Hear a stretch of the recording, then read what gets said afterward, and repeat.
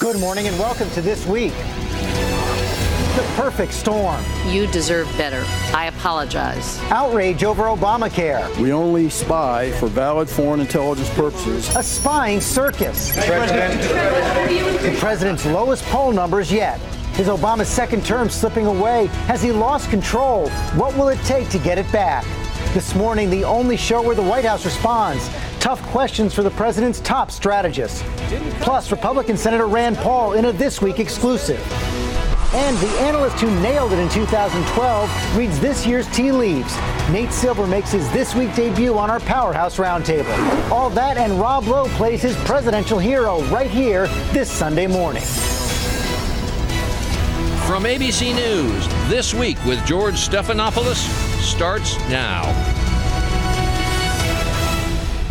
Hello again. 1 year ago this week, President Obama was coasting toward re-election. Now he's coming off one of the toughest weeks of his second term. Let's start with our chief White House correspondent, John Carr, with more on that. So you've got the Obamacare troubles, you've got the NSA spying controversy, and now this new book, Double Down, goes inside the campaign of 2012 and shows that even winning campaigns aren't pretty on the inside. That's right, George. And perhaps most disturbing for a White House that prizes secrecy so much is how apparently some of the president's top aides leaked so much information to the authors of this book. In the president's weekly address, no mention of Obamacare or Veep switches. I want to cut through that noise and talk plainly about what we should do right now to keep growing this economy and creating new jobs. Just an effort to turn the page after one of the toughest weeks of his second term. Who would have thought that this joke over a week ago on Saturday Night Live? Millions of Americans are visiting healthcare.gov, which is great news.